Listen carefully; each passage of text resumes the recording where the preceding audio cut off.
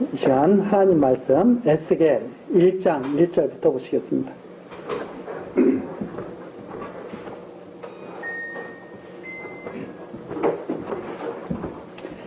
에스겔 1장 1절입니다. 제30년 4월 5일에 내가 그발강가 사로잡힌 자 중에 있더니 하늘이 열리며 하나님의 이상을 내게 보이시니 여호야긴 왕의 사로잡힌 지 5년 그달 5일이라. 갈대아 땅 그발 강가에서 여호와의 말씀이 부시의 아들 제사장 나 에스겔에게 특별히 임하고 여호와의 권능이 내 위에 있으니라. 3절까지 말씀입니다. 이번 시간서부터는 예레미야애가 뒤를 이어서 에스겔서를 같이 살펴보려고 합니다. 이 에스겔서 역시 이제 분량이 많아서 대선지서라고 이렇게 사람들이 이제 말을 합니다. 대선지서라고 하는 것은 선지자 중에서 뭐 훌륭한 선지자 이런 의미보다는 분량이 다른 선지서들에 비해서 크다고 해서 대선지서 이렇게 말을 하고 있습니다. 이제 우리가 에스겔서를 살펴볼 텐데 우선 에스겔서 들어가기 전에 전체적인 내용과 역사적 배경 이런 것들을 살펴보면서 에스겔서를 시작하려고 합니다. 우선 기자 및 기록 연대입니다. 기자 및 기록 연대.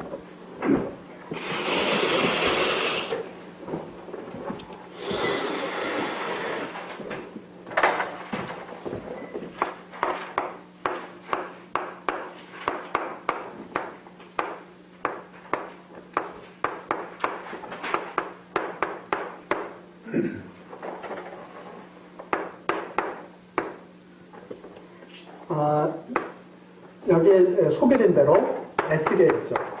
부시의 아들 에스겔인데 이 에스겔은 제사장 집안입니다. 여기에 보면 소개가 나와 있죠. 3절에 부시의 아들 제사장 집안인데 에스겔이 선지자로 하나님께로부터 부름을 받게 된 거죠. 바로 그 에스겔이 2절에 보니까 여호야긴 왕에 사로잡힌 지 5년 그랬습니다. 여호야긴 왕이 사로잡히는 것이 이제 597년에 사로잡히게 됩니다. 597년에 이제 포로로 사로잡혀 가게 되는데 사로잡힌 지 5년 그달 5일이라 그랬으니까 약 주전 593년경 그래서 대략적으로 주전 593년경에서부터 에스겔서에 쭉 보면 그 날짜를 소개한 것들이 나와 있습니다. 그 날짜를 소개한 것들이 보면 에스겔서 20장 17절 잠깐 가서 보시면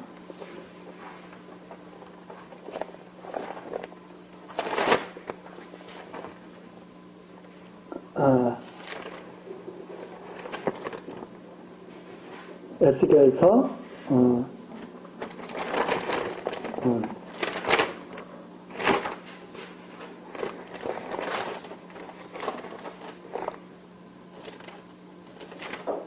20장 17절 40장 1절 에스겔서 40장 1절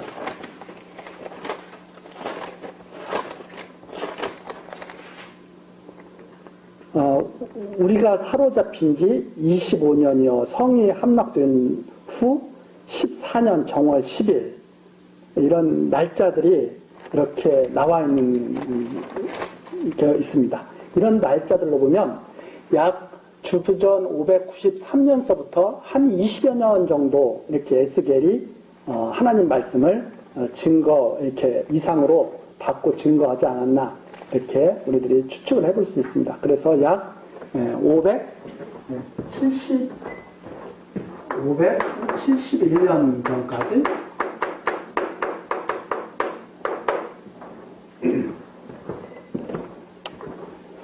이렇게 우리들이 대략적으로 추측을 해볼 수 있습니다. 가끔 가다가 이렇게 연도를 이렇게 소개해 주는 것은 이것이 역사적인 이제 확실한 사건이라고 하는 것을 우리에게 알게 해주는 그런 내용이죠. 자, 이렇게 해서 에스겔이 이제 약 한 20여 년 동안 여호와의 말씀을 이상으로 받으면서 선지자로 활동하게 되는데, 이 에스겔이라고 하는 이름이 가지고 있는 뜻이 여호와께서 강하게 하실 것이다 하는 그런 뜻입니다. 여호와께서 강하게 하신다, 여호와께서 단련시키신다, 이런 뜻을 가지고 있습니다.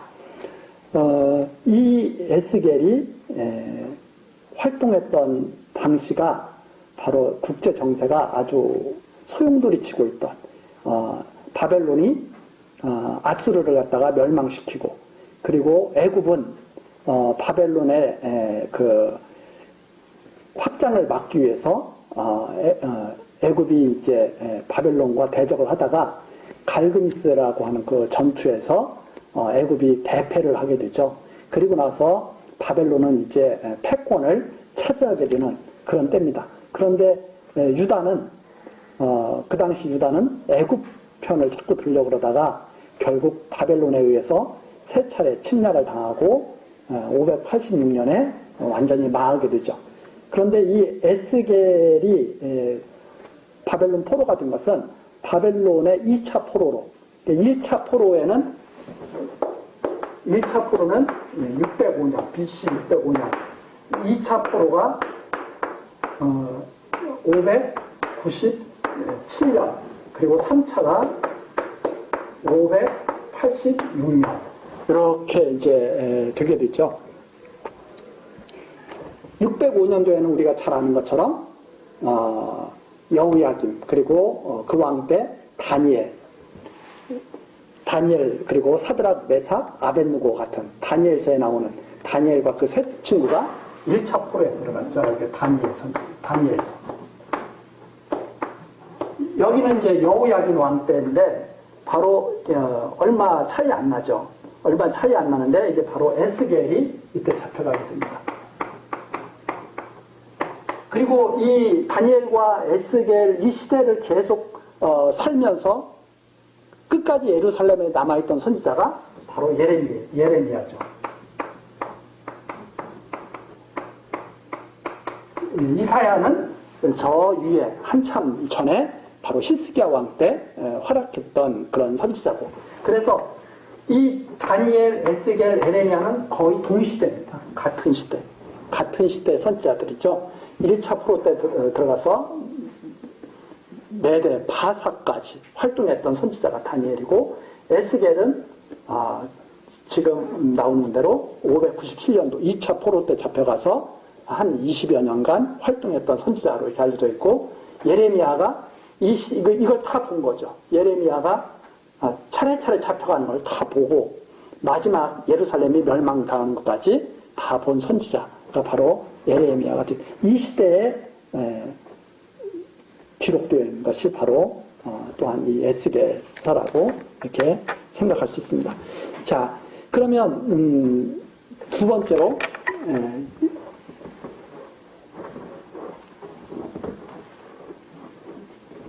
우리가 에스겔서에서 주제를 우리가 어떻게 잡으면 좋을까 하고 생각하다가 주제를 이렇게 잡아봤습니다. 새 성전을 소망하게 하시는 여호와 하나님.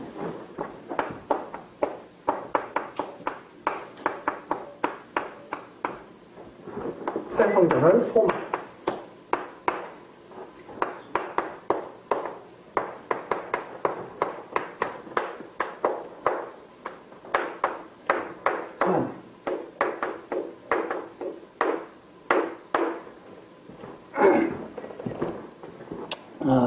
하나님께서 유대 백성들로 하여금 이제 망하는 그 예루살렘이 아니라 망하는 성전이 아니라 새 성전을 소망하게 하시는 여호와 하나님. 그래서 에스겔 43장 한번 가서 잠깐 보시겠습니다. 에스겔 43장 10절입니다.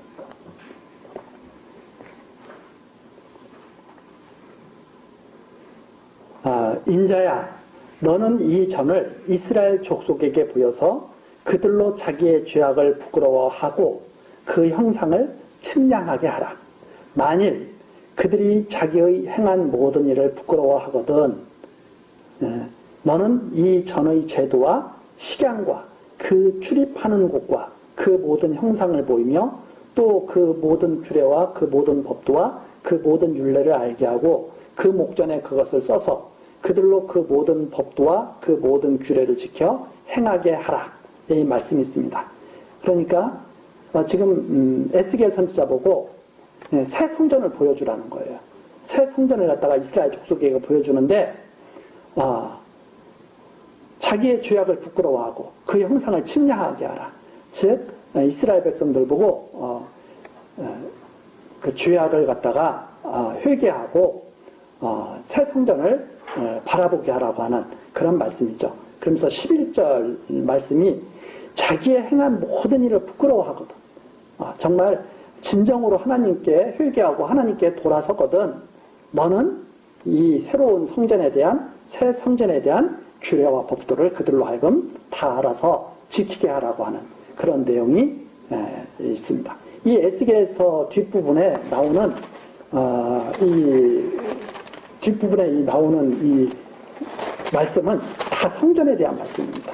새 성전에 대한 말씀이 쭉 나와 있습니다. 그래서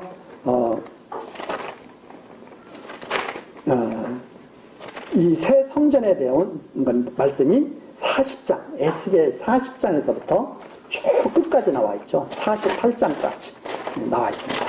이 새 성전에 대한 규례를 다 알게 하라 하는 그 내용이 있습니다. 그래서 이사야, 예레미야, 에스겔, 다니엘 중에서 이 성전에 대한 이 내용이 아주 에스겔에 아주 긴 분량으로 설명을 해주고 있습니다. 근데 이 성전이 누구에게 알게 하라고 하냐면 자기의 죄악을 정말 부끄럽게 여기거든. 이 성전에 대해서 알고 이 성전에 대한 규례를 지켜 배우게 하라고 하는 이 말씀이 에스겔의 마지막 부분에 아주 강하게 나타나 있습니다. 그래서 주제를 새 성전을 소망하게 하시는 여호와 하나님 이렇게 주제를 잡았습니다. 자, 왜 이렇게 이런 글을 기록하게 하셨는가? 또 이 에스겔에 또 강하게 나타나는 것 하나가 이 에스겔의 모든 말씀을 전하면서 어떤 말씀이 아주 강하게 나타나 있느냐면 주 너희 하나님 여호와인 줄 너희가 알 것이다. 여호와인 줄 너희가 알리라. 주 여호와인 줄 너희가 알리라. 이런 말씀이 에스겔에 약 한 60여 회가 나와 있습니다. 그러니까 에스겔의 말씀을 계속 전하면서 주 여호와인 줄 너희가 알 것이다. 이렇게 나와 있는 것은 하나님에 대한 분명한 지식, 신지식, 하나님이 여호와이신 것을 분명하게 계시하시려고 하는 그 뜻이 나타나 있다. 그런데 이 유다 백성이 어떤 백성들이냐면 포로로 잡혀간 백성이거든요. 아까 나왔지만 597년 에스겔과 함께 포로로 다 잡혀갔거든요. 바벨론에게 망해가지고. 그래서 포로 생활을 하고 있는 백성에게 하나님께서 말씀하시는 거예요. 그 백성들이 궁금하죠. 왜 궁금하냐면 아니 우리가 왜 바벨론에게 포로로 잡혀와야 돼? 이게 에스겔에서 계속 물어보는 내용입니다. 그러니까 하나님의 백성들이 생각하기에는 자기들이 생각하기에는 우리가 바벨론보다 도대체 잘못한 게 뭐냐? 이렇게 물어보는 거죠. 바벨론은 하나님을 알지도 못하고 그냥 무지막지한 백성들인데 하나님을 그래도 아는 백성들이고 모세의 율법도 가지고 있고 그동안 예루살렘 성전에서 하나님을 갖다가 섬겼던 유대 백성들인데 왜 우리가 바벨론에게 망해가지고 이렇게 있어야 되느냐? 하나님 정말 이해할 수 없는 분이다. 이렇게 계속 말을 하죠. 그리고 어떻게 말을 하냐면 바벨론보다 우리가 무슨 죄가 더 있어? 이렇게 물어보는 거죠. 계속. 그러니까 여호와 하나님께서 거기에 대한 답변, 에스겔에게 답변을 하도록 이렇게 하시면서 하나님께서 여호와인 줄 알게 하시라는 그런 목적이 여기에 나타난 것을 우리들이 볼 수가 있습니다. 자, 그렇기 때문에 이 기록 목적의 세 번째 기록 목적.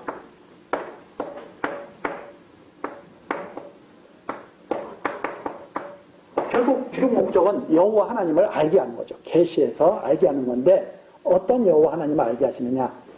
율법을 떠나서 죄악을 범한 유다 백성들을 바벨론에게 멸망시키는 거죠.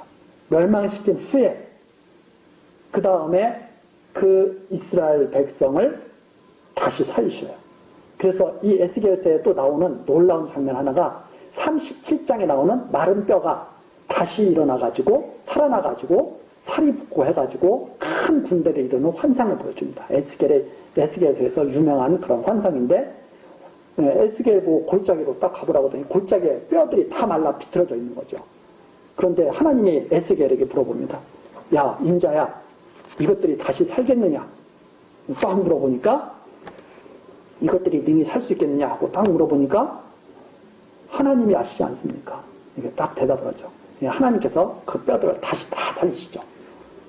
그래가지고 큰 군대를 이루는 그런 내용이 환상이 나와 있습니다.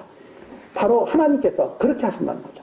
완전히 죽였는데 이스라엘을 완전히 그 뼈들은 이스라엘 백성들이었거든요. 완전히 이스라엘 백성들이 죄악 가운데서 다 살이 다 떨어져 나가고 피가 다 없어지고 완전히 뼈가 말라가지고 골짜기에 다 버려진 거죠.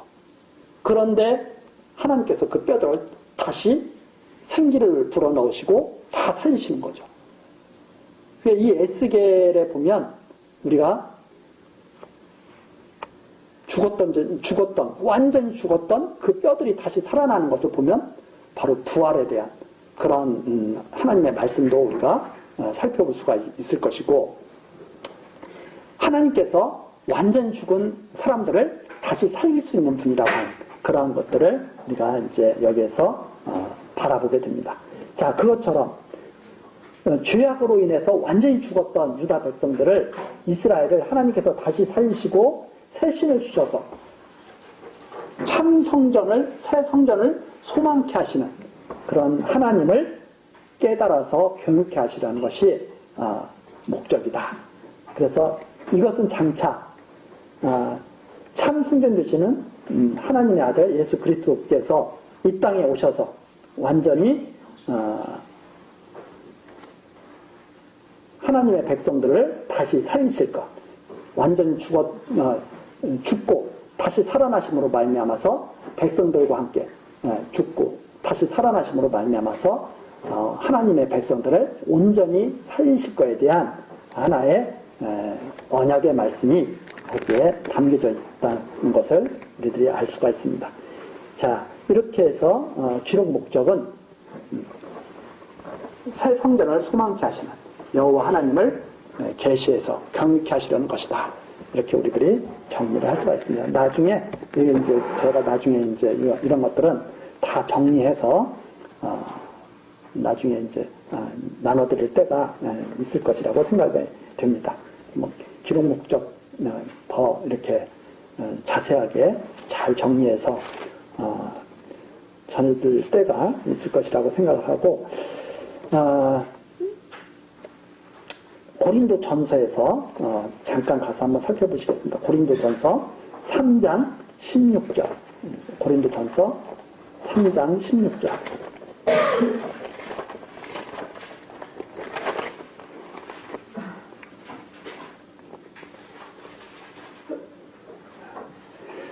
너희가 하나님의 성전인 것과 하나님의 성령이 너희 안에 거하시는 것을 알지 못하느뇨. 누구든지 하나님의 성전을 더럽히면 하나님이 그 사람을 멸하시리라. 하나님의 성전은 거룩하니 너희도 그러하니라. 이렇게 성전에 대한 그런 말씀을 이렇게 우리들이 살펴볼 수 있고, 그 다음에 에베소서 2장 20절 가서 한번 보시면, 에베소서 2장 20절. 너희는 사도들과 선지자들의 터 위에 세우심을 입은 자라. 그리스도 예수께서 친히 모퉁이 돌이 되셨느니라. 그의 안에서 건물마다 서로 연결하여 주 안에서 성전이 되어가고 너희도 성령 안에서 하나님의 거하실 처소가 되기 위하여 예수 안에서 함께 지어져 가느니라. 이렇게 나와 있습니다. 이렇게 성전으로 하나님께서 지어져 가게 하실 것을 에스겔서를 통해서 미리 언약하셨다는 것을 우리들이 생각해 볼 수가 있습니다. 자, 그래서 이렇게 기록 목적까지 대체로 살펴보고 이제 내용 배웁니다.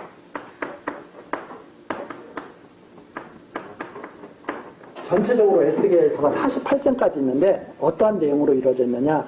첫 번째는 유다에 임하는 심판, 유다의 심판 내용이 있습니다. 첫 번째, 유다 심판. 이게 이제 1장에서부터 24장까지 유다 심판에 대해서 나와 있습니다. 그 다음에 열방 심판에 대해서 나와 있습니다. 이게 25장서부터 32장까지. 두 번째는 열방.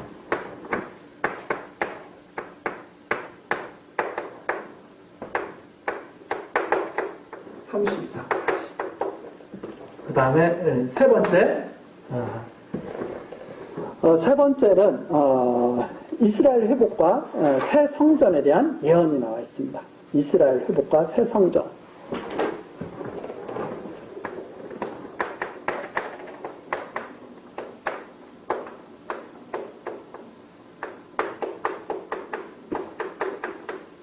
이것이 33장서부터 48장까지 이렇게 크게 세 부분으로 우리가 였습니다. 유다를 갖다가 하나님이 심판하시죠. 유다로부터 심판해가지고 세계 열방들을 다 심판하십니다. 그리고 나서 이스라엘을 회복시키시고 새 성전을 소망하게 하시는 그러한 말씀을 에스겔서를 통해서 전하고 계신데, 이런 역사적 섭리는 바로 아브라함과 이삭과 야곱, 그리고 모세에게 또 다윗에게 언약하신 그 언약의 말씀을 그대로 이루시는 섭리 가운데서 나타나는 그러한 역사 섭리라는 것을 우리들이 이제 알게 됩니다. 하나님께서 말씀하신 대로 그대로 이루시는 거죠. 유다 심판. 그 다음에 세계, 유다뿐만 아니라 유다로부터 심판할 때, 유다 중에서도 예루살렘 성전서부터 심판이 시작되거든요. 그렇게 심판하면서 열방으로 심판을 하나님께서 다 열방을 심판하시고, 그 다음 마지막으로 그 심판이 마지막으로 이스라엘을 회복시키시고 그리고 새 성전을 소망케 하신다 하는 그런 내용이 에스겔서 전체를 지금 전체에서 제시가 되고 있습니다. 자, 이런 모든 것은 하나님께서 언약하신 말씀 따라서 이루시는 섭리로, 이러한 섭리를 말씀하시면서 하나님이 계속 너희들은 내가 주 여호와인 줄 알 것이다, 이렇게 말씀하시는 것이죠. 자, 그 내용이 이제 구체적으로 이제 1장 1절서부터 이제 이루어지기 시작하는데, 첫 번째 유다 심판에 대한 예언에서 1장서부터 3장까지 내용이 에스겔 선지자를 소명하시는 내용입니다. 에스겔 선지자를 부르시는 내용인데, 그 에스겔 선지자를 부르시는 내용이 이제 1장서부터 시작되는 거죠. 자, 그 내용을 우리가 한번 구체적으로 살펴보도록 하겠습니다. 자, 1장 1절입니다. 제30년 4월 5일에 제30년, 여기서 30년이 이게 무슨 숫자냐? 학자들 사이에 의견이 분분합니다. 그런데 대체적으로 에스겔의 나이일 것이다, 이렇게 생각하는 학자들이 많이 있습니다. 또는 아마 요시야 왕 18년에 6월절을 갖다 실행하면서 종교 개혁을 갖다 일으키게 되는데, 바로 그때부터 30년을 말하는 게 아니냐, 뭐 이렇게 말하는 학자들도 있습니다. 그런데 그것은 뭐 크게 중요한 것은 아닌데, 일반적으로 봤을 때 이 30년이라는 것이 에스겔의 나이일 가능성이 많다고 이렇게 생각되고 있습니다. 그래서 제30년, 내가 30살 되었을 때 4월 5일에 그발강, 유브라테스 강 지류입니다. 이게 이제 유브라테스 강으로 다 통하고 있는 거죠. 그발 강가 사로잡힌 자 중에 있다니 포로 생활을 하고 있었다. 포로 생활. 하늘이 열며 하나님의 이상을 내게 보이시니. 그런데 갑자기 에스겔에게 하나님께서 이상을 보이신 거죠. 바로 그때가 여호야긴 왕 사로잡힌 지 5년이다. 5년. 그러니까 이 여호야긴 왕이 597년에 사로잡혔으니까 97, 98, 97, 96, 95, 94, 93. 약 593년경이다. 이렇게 593년경. 593년경에 5월 1일에 여호와의 말씀이 에스겔에게 임한 거죠. 임했는데 3절이죠. 갈대아 땅이 바벨론 지역이죠. 바벨론. 갈대아 땅 그발 강가에서 여호와의 말씀이 부시의 아들 제사장 자기 자신 에스겔에게 특별히 임하고, 그러니까 특별히라고 하는 것은 원래 제사장인데 제사장 역할을 잘 감당할 만한, 그런데도 특별히 하나님께서 손자로 부르셨다 하는 것을 이제 강조하고 있는 거죠. 여호와의 권능이 내 위에 있으니라. 그래서 이 에스겔 이름이 여호와께서 강하게 하신다, 강하게 하실 것이다, 이런 뜻이라고 했습니다.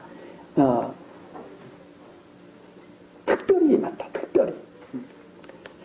그리고 나서 이제 4절이죠. 폭풍과 구름 속에 나타난 불과 내 생물과 음성의 이상을 증언하는 내용입니다. 어떤 이상이 딱 보였느냐면 이런 이상이 보인 거죠.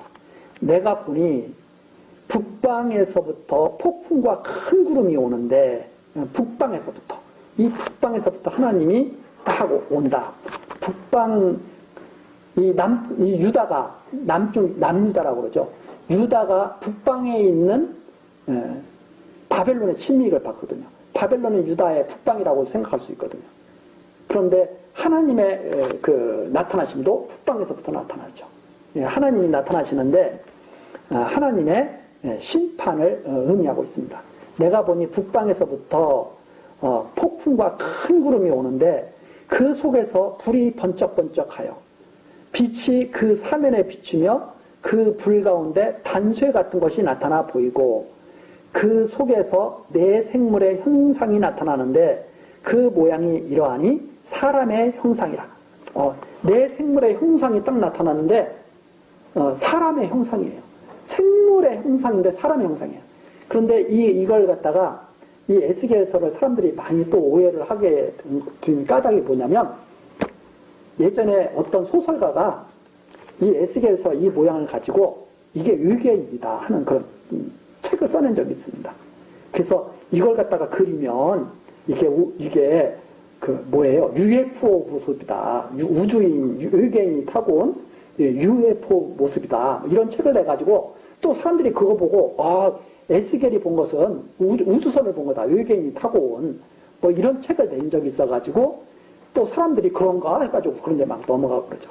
그런데 여기에서 지금 에스겔이 본 것은 자기가 최대한 지금 설명을 하고 있는 거예요.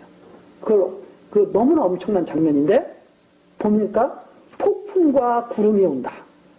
그 속에서 불이 번쩍번쩍한다. 이 불이 번쩍번쩍한다는 것은 하나님이 불꽃 같은 그런 하나님이라고 이렇게 성경에 많이 이렇게 불꽃 같은 눈으로 보신다, 이런 말씀도 있고, 하나님이 나타나실 때 그 엄청난 그런 두려움, 이런 것들을 표현할 때 이제 이런 표현들이 많이 나타나게 되죠. 그래서 이제 불이 막 타오르는 거죠. 모세에게 나타날 때도 떨기나무 가운데서 불이 타는 모습으로 막 나타나고 그러시지 않았습니까?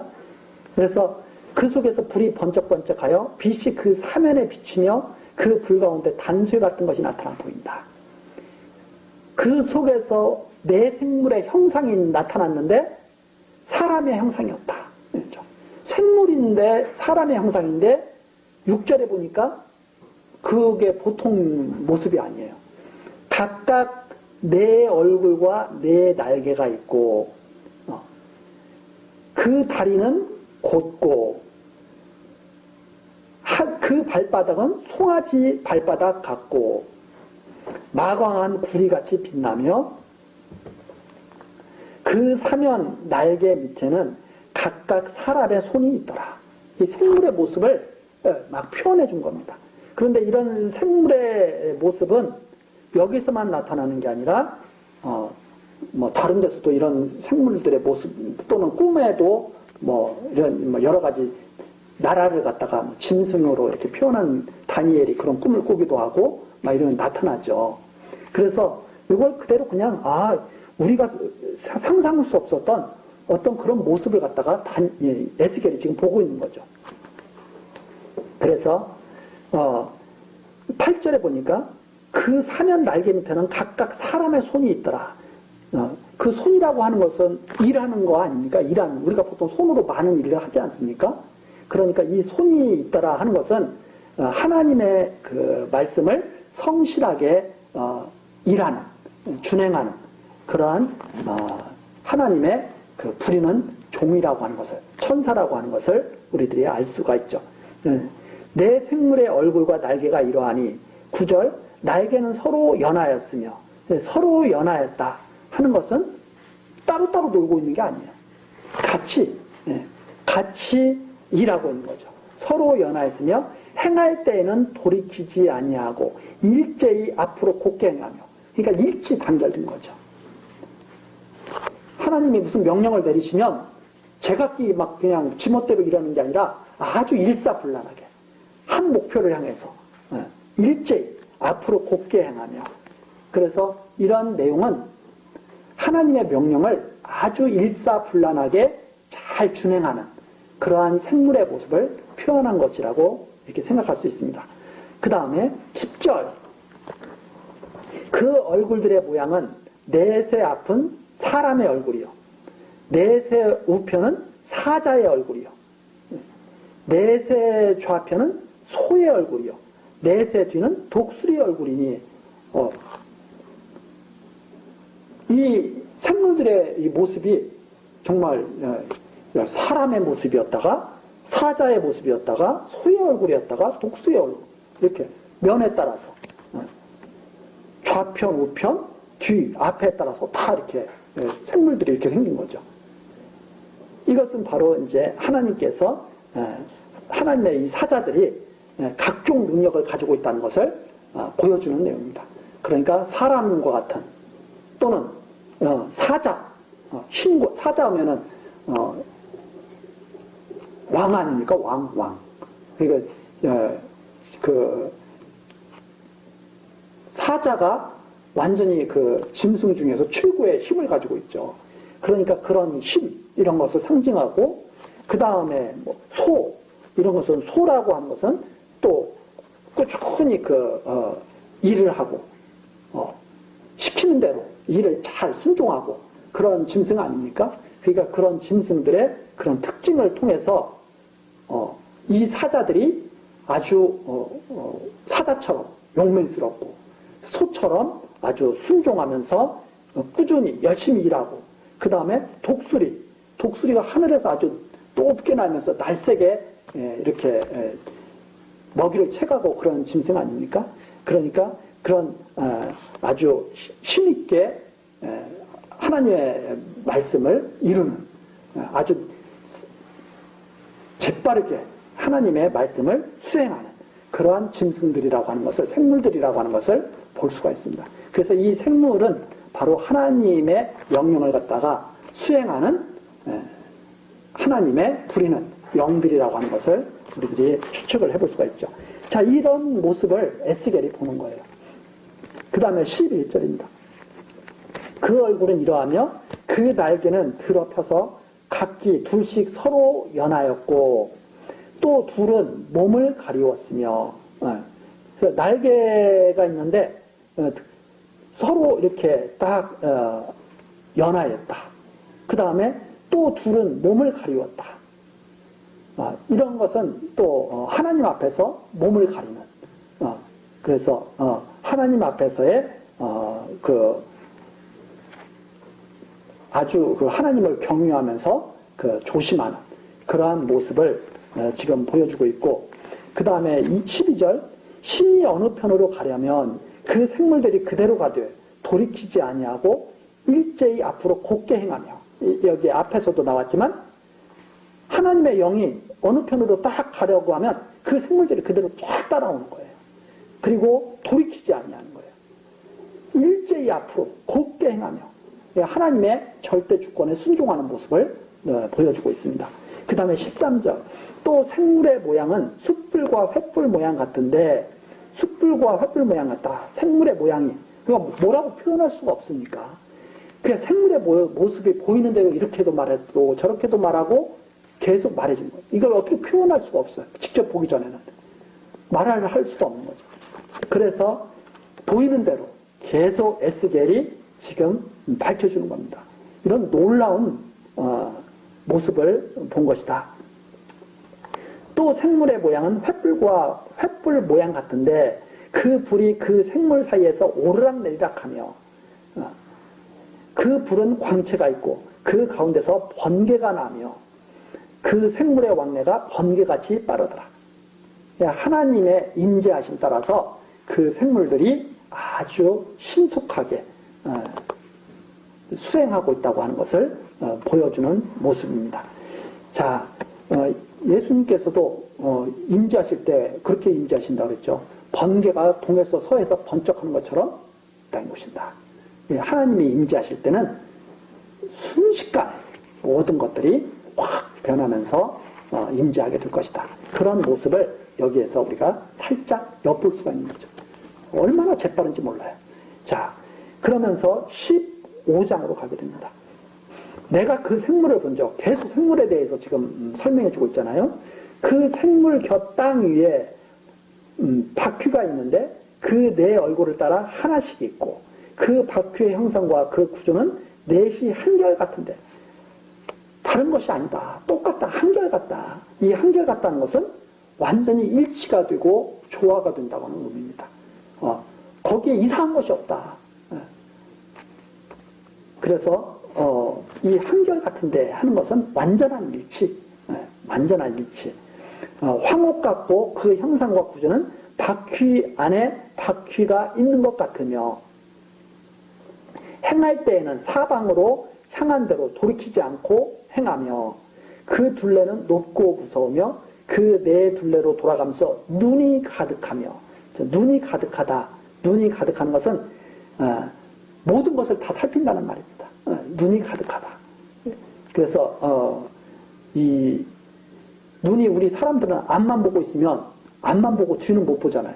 근데 눈이 가득하다는 것은 온 세상을 다 보고 있다. 이제 그런 의미입니다. 그래서 계시록에서도 거기에 대한 말씀이 있죠. 계시록 잠깐 가서 한번 살펴보겠습니다. 계시록 4장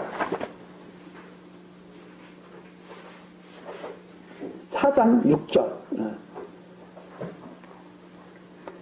보좌 앞에 수정과 같은 유리바다가 있고 보좌 가운데와 보좌 주위에 네 생물이 있는데 하나님을 수종드는 생물들입니다. 네 생물이 있는데 앞뒤에 눈이 가득하더라. 눈이 그래서 하나님의 수종을 드는 생물들이 온 세계를 다 지키고 있다고 하는 것을 보여주는 그런 내용이죠. 자, 그런 것처럼 여기에 에스겔도 그 네 생물이 눈이 가득하게 있어가지고 하나님의 그 말씀을 아주 온전히 수행하고 있는 그런 모습을 지금 보여주는 거죠. 자, 눈이 가득하다. 다시 에스겔로 돌아와서 19절입니다. 생물이 행할 때 바퀴도 극에서도 행하고 생물이 땅에서 들릴 때 바퀴도 들려서 그러니까 혼연일체죠. 떨어져 있는 게 아니라는 말입니다. 완전히 혼연일체된 상태에서 하나님의 뜻을 지금 순종하고 있다고 하는 것을 보여주면서 20절입니다.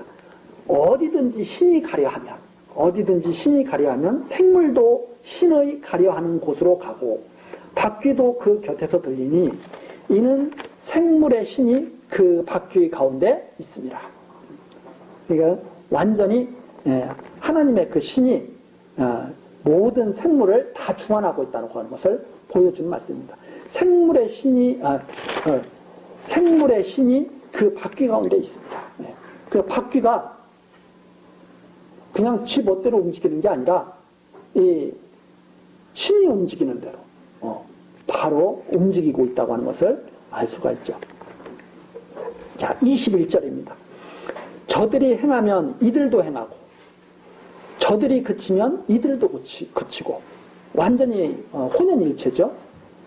저들이 이 땅에서 들릴 때에는 이들도 그 곁에서 들리니 이는 생물의 신이 그 바퀴 가운데 있음이더라. 그래서 완전한 일치, 하나님의 뜻에 따라서 완전하게 움직이고 있다고 하는 것을 보여주는 그런 내용을 지금 밝혀주고 있습니다. 자, 22절로 이제 넘어가죠. 22절서부터 그 생물의 머리 위에는 이제 이 생물의 이제 밑에 이제 바퀴에서부터 이제 머리 위로 올라갑니다. 생물의 머리 위에는 수정 같은 궁창의 형상이 펴 있어. 생물의 머리 위에는 수정 같은 궁창의 형상이 펴 있다. 보기에 심히 두려우며, 근데 그 모습이 보통 두려운 게 아니죠. 심히 두려우며, 예. 그 궁창 밑에 생물들의 날개가 서로 향하여 펴 있는데 이 생물은 두 날개로 몸을 가리었고 저 생물도 두 날개로 몸을 가리었으며, 예. 그리고 하나님의 하나님을 보호하는 이 생물들이 하나님 앞에서 다 몸을 가리고 그리고 하나님의 명을 들을 그런 준비를 다 하고 있는, 예, 그런 모습이죠. 자, 가리웠으며 그 다음에 24절 생물들이 행할 때 내가 그 날개 소리를 들은즉, 생물들이 행할 때는 이제 그 날개를 펴서 날를 거 아닙니까? 또 들은즉 많은 물소리와도 같으며, 근데 이게 물소리와도 같다고 그랬죠. 물소리가 아니에요. 이게 어떻게 표현할 수가 없으니까 물소리와도 같으며, 이게 들으면 물소리 같기도 한데 전능자의 음성과도 같으며 떠드는 소리, 그 군대와의 소리도 같더니 이게 엄청난 소리라는 거예요. 그래서 이게 보통 소리가 아니라 이 세상에서 들을 수 있는 소리가 아니라 정말 이렇게 딱 표현할 수 없는 엄청난 소리인데 그 생물이 설 때 그 날개를 들이오더라. 생물이 날개를 탁 펼 때 소리가 이렇게 들리고 날개를 탁 접으면 딱 이렇게 이제 몸을 가리고 보좌 앞에 서 있고 이렇게 되는 거죠. 그래서 25절입니다. 그 머리 위에 있는 궁창에서부터 음성이 나더라. 그런데 그 머리 위에 있는 그 궁창에서 어떤 음성이 딱 들리는 거죠. 하나님의 명령. 하나님의 명령이 딱 들리면 생물들이 날개를 펴서 소리를 냈다가 그 다음에 날개를 딱 접고 몸을 가리우고 있다가 이렇게 하고 있는 거죠.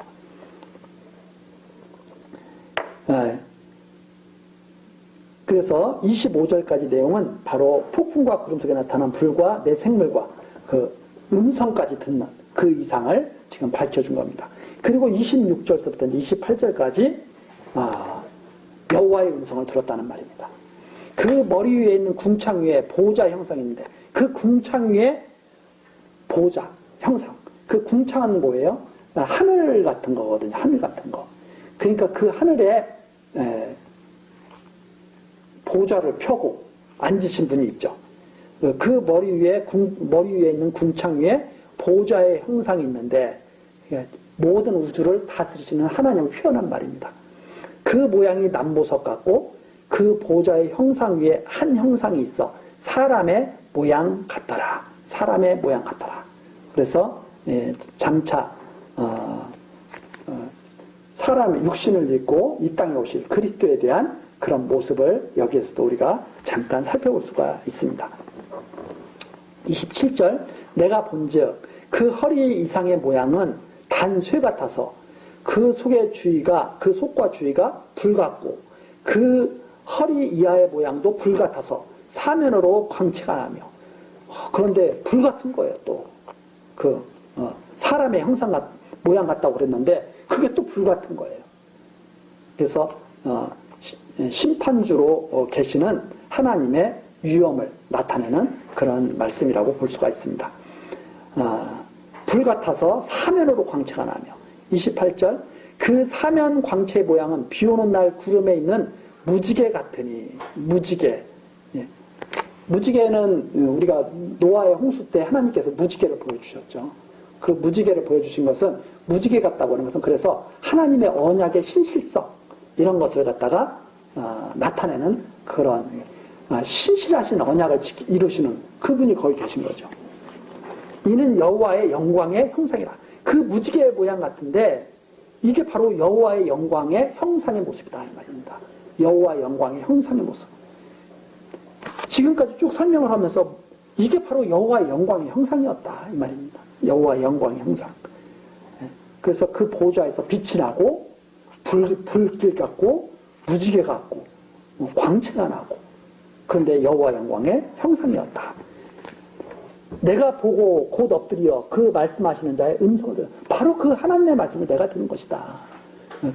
내 생물의 보좌를 받고 나타나신 그 하나님, 보좌에 앉으신 여호와의 영광의 광채를 가지신 그 하나님의 말씀을 내가 들었다. 지금 그걸 밝혀주기 위해서 여기까지 증거를 해준 겁니다. 하나님이 나타나셨는데 그분은 내 생물의 보좌를 받고 정말 두렵고 무서운 모습으로 나타났다. 그런데 그분이 내게 말씀하셨다. 이거죠. 이렇게 해서 여호와의 권능의 말씀이 임하셨다고 하는 것을 1장에서 이제 밝혀주고, 에스겔을 소명하는 내용이 2장에 이제 계속 나오게 됩니다. 그가 내게 이르시되 인자야, 인자, 사람의 아들이라는 뜻이거든요. 사람의 아들, 인자야. 그래서 이 인자야 그랬을 때 이건 하나님과 비교했을 때는 정말 형편없는 그런 존재죠. 그래서 이 인자야 했을 때 이 인자는 아주 연약한 그런 사람의 아들, 이런 것을 의미하고 있습니다. 그래서 일어서라, 내가 네게 말하리라. 하나님께서 그 연약한 에스겔을 상대로 말씀하시는 거죠. 그래서 이것이 인자야라고 하는 말씀이 또 이 에스겔에 엄청 많이 나옵니다. 약 90여 회 이상이 나옵니다. 그래서 이 인자 에스겔에게 말씀하시는 하나님, 장차 연약한 육신의 몸을 입고 이 땅에 오실 그리스도를 또한 바라보게 하는 그런 내용이 여기에 또 우리가 살펴볼 수 있습니다. 그래서 일어서라 하는 것은 뭐냐면 엎드려 있으니까 일어서라는 단순히 그런 뜻이 아니라 내가 너에게 명령할 테니까 너는 그 명령을 듣기 위해서 준비하라고 하는 그런 뜻입니다. 그래서 일어서라 했을 때 하나님의 뜻을 너가 수행하기 위해서 준비하라 하는 그런 의미에서 일어서라 하라고 이렇게 말씀하시는 거죠. 내가 네게 말하리라 하시며 말씀하실 때 그 신이 내게 임하사 나를 일으켜 세우시기로. 그러니까 일어서라 한 다음에 에스겔을 일으키시는 거죠. 이게 하나님의 권능입니다. 그래서 말씀하실 때 그 신이 내게 임하사 나를 일으켜 세우시기로. 하나님께서 에스겔을 세우시죠. 내가 그 말씀하신 자의 소리를 들으니 내게 이르시되 인자야, 내가 너를 이스라엘 자손 곧 패역한 백성 나를 배반하는 자에게 보내노라. 에스겔에게 딱 나와요. 내가 너를 갖다가 패역한 백성에게 보낼 거야. 좀 좋은 백성에게 보내면 선지자가 얼마나 좋겠어요. 근데 선지자를 누구에게 보내시냐면 패역한 백성, 하나님을 배반하는 백성에게 보낸다. 그게 바로 유다 백성이죠. 그들과 그 열조가 내게 범죄하여 오늘날까지 이르렀나니 그 자손은 얼굴이 뻔뻔하고, 이게 이제 유다 백성들이 유다 백성들이 얼굴이 뻔뻔하죠. 얼굴이 뻔뻔하고 마음이 강팍한 자니라. 보통 사람들이 아니죠. 내가 너를 그들에게 보내노니. 즉 에스겔을 어떤 자에게 보낸다는 거예요? 얼굴이 뻔뻔해가지고 마음이 강팍한 자에게 내가 보낸다. 너를. 너는 그들에게 이르기를 주 여호와의 말씀이 이러하시다 하라. 뻔뻔한 백성에게, 아주 강팍한 백성에게 주 여호와의 말씀이 이러하다고 전하라.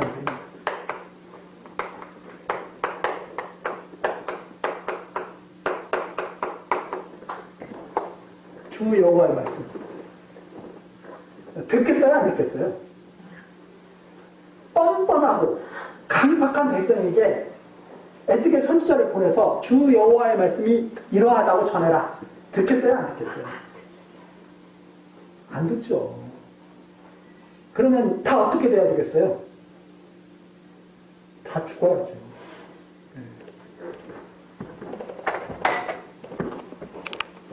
그래서 죽여서 살리신다.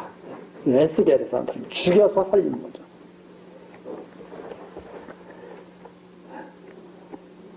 (5절입니다) 그들은 패역한 족속이라.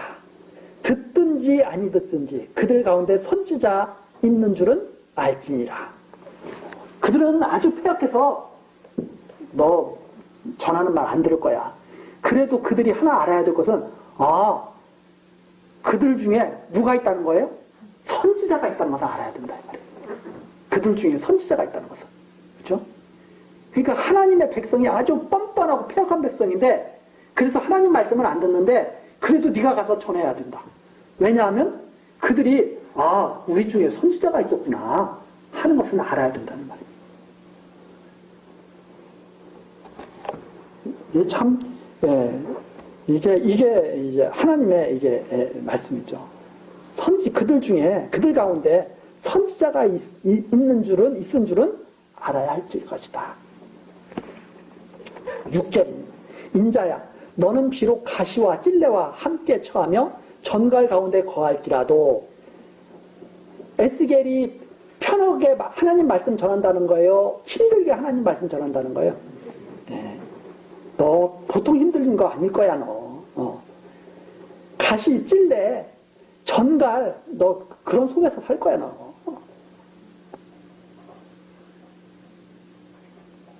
그런데 있을지 거할지라도 그들을 두려워 말고 그 말을 두려워 말지니라. 그런데 절대 두려워하면 안 돼. 이스라엘 백성들이 어떤 족속들이에요? 가시 같고 찔레 같고 전갈 같은 족속들이에요. 이 백성이. 그런데 거기에 가서 있으려면 얼마나 그게 고통스럽고 두렵고 막 그렇겠어요. 근데 에스겔 선지자 보고 하나님 뭐라고 그러시냐면 너 그래도 두려워해서는 안 돼. 두려워하지 말고 뭐라고 말씀하시냐면 뒤에 그들은 패역한 족속이라도 그 말을 두려워 말며 그 얼굴을 무서워 말지니라. 막 험상궂게 에스겔을 막 협박하고 죽인다고 그러고 그래도 무서워하지 말고 하나님 말씀 전하라는 말입니다. 그래서 7절 그들은 심히 패역한 자라. 듣든지 아니 듣든지 너는 내 말로 고할지니라. 에스겔이 답답하겠어요? 안 답답하겠어요? 진짜 답답하겠죠. 아니 이왕 보내시려면 잘 듣는 사람들한테 보내시지 왜 안 듣는 사람한테 보내신다는 거예요? 선지자가 있는 줄은 알게 하려고. 그게 하나님이 지금 원하시는 뜻입니다. 말씀을 듣고 잘 듣게 하시기 위한 것이 하나님 뜻이 아니에요. 선지자가 있는 줄을 알게 하려고. 그래서 8절입니다. 인자야 내가 네게 이르는 말을 듣고 그 패역한 족속같이 패역지 말고 내 입을 벌리고 내가 네게 주는 것을 먹으라 하시기로. 그 에스겔 보고 야 에스겔아 그런데 너 조심해야 돼. 너 그 패역한 그 아주 뻔뻔한 그들 속에서 살면 너도 잘못하면 그렇게 물들면 안 돼. 너는 그렇게 하면 안 되고 너는 입을 벌려. 입을 벌리면 내가 너에게 먹여줄 것이 있다. 이런 말씀이죠. 내 입을 벌리고 내가 네게 주는 것을 먹으라 하시기로 내가 보니 한 손이 나를 향하여 펴지고 그 손에 두루마리 책이 있더라. 이 샘물들이 손이 있었잖아요. 그 샘물에 손이 나왔겠죠.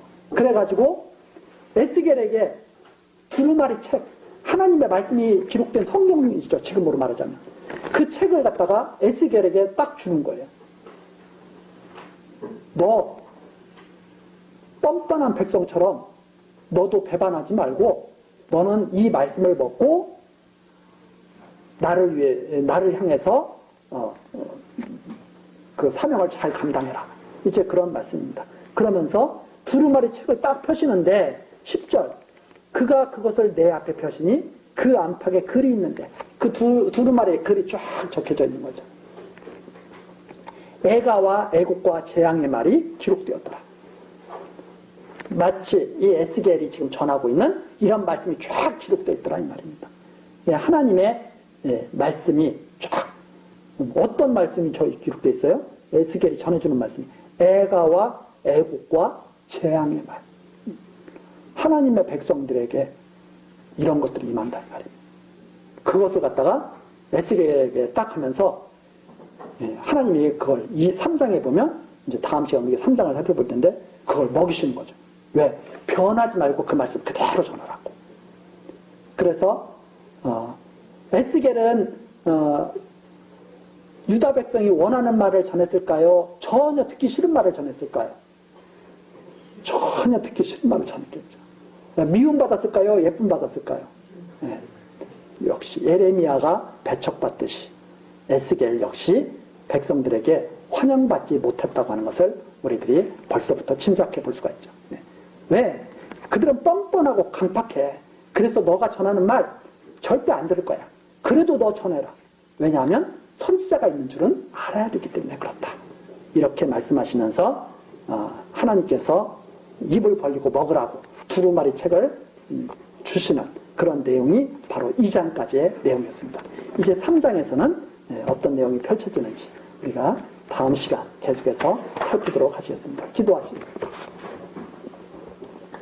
은혜로우시고 자비로우신 여호와 하나님, 지난 3일 동안도 우리들을 인도하시고 지켜주심에 감사드립니다. 이 시간 우리들에게 하나님의 크신 사랑과 은총을 베풀어 주셔서 교회당에 올 수 있도록 지켜주시고 하나님의 말씀 에스겔서를 듣고 배울 수 있도록 하나님 역사하셨습니다. 참으로 소중한 시간을 허락해 주셨으니 끝마치는 시간까지 함께하여 주시고 부지런히 하나님 말씀 듣고 깨달을 수 있도록 지켜주옵소서. 그리고 우리 모두가 하나님의 말씀에 순종케 하시고 담대한 믿음을 가지고 이 어두운 세상 잘 이겨나갈 수 있도록 하나님 은총을 더하여 주옵소서. 모든 것 우리 구주 예수 그리스도 이름으로 기도드리옵나이다. 아멘.